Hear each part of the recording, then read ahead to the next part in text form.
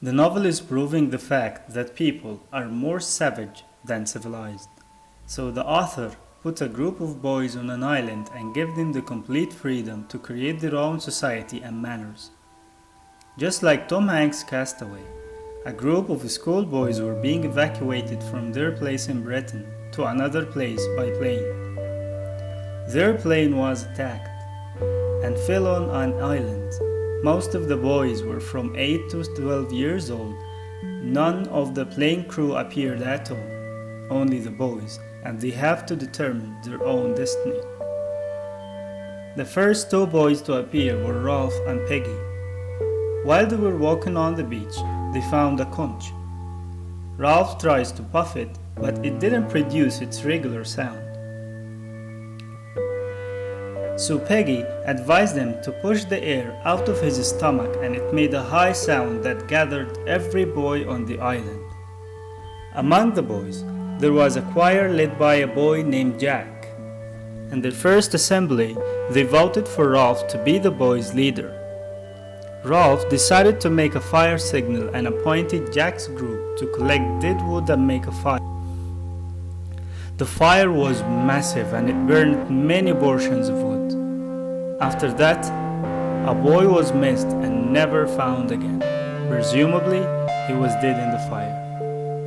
Another day, Jack's group, who were responsible for food, were on a hunting tour and they killed a pig and brought it as a gift to the boys. Unlike everybody else, Ralph was very annoyed because the ship was moving in the ocean nearby.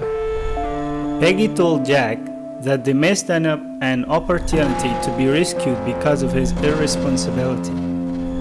That caused Jack to hit Peggy in the face, leading to break one lens of his eyeglasses. At night, during the watch of Sam and Eric the twins, military planes engaged in a battle while the boys were sleeping. A parachutist, guided by the fire signal, made a failure landing on the top of the mountain. As a result, he was killed. Sam and Eric were really frightened and they ran down to the boys reporting that they were attacked by a beast. The older boys tried to convince the littles that there is no beast. Ralph and Simon and Jack went up the mountain to discover it.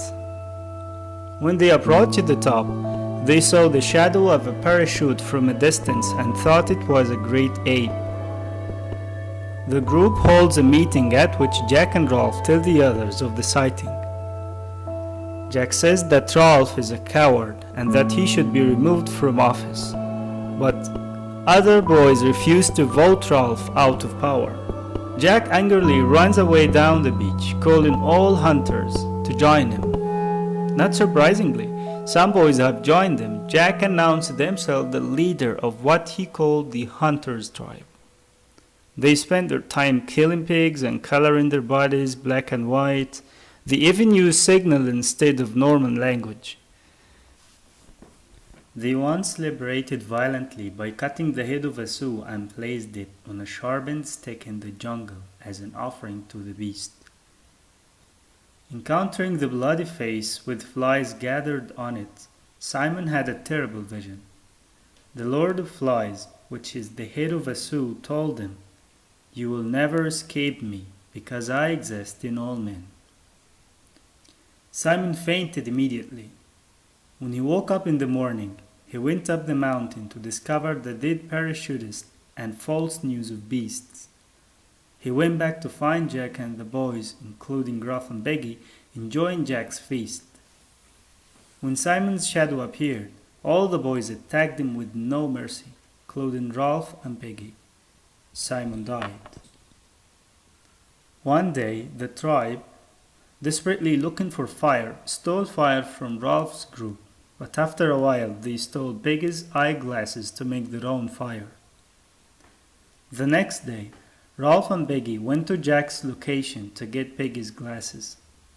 The request was rejected violently. While Ralph was fighting with Jack, a boy named Rodrigo rolled a boulder down at the head of Peggy. Peggy died holding the shattered conch, and Ralph barely ran away alive. The other day, Jack ordered to kill Ralph. They burned the jungle to force Ralph out of his hiding place. Having no other option, Ralph fell down of tiredness on the beach to find the Navy officer's boots in his level of vision. The Navy officer was dramatically shocked of the boy's savagery and cruelty. Ironically, the novel ends there when the officer believes that those kids are more brutal than himself, while he is participating in an atomic war.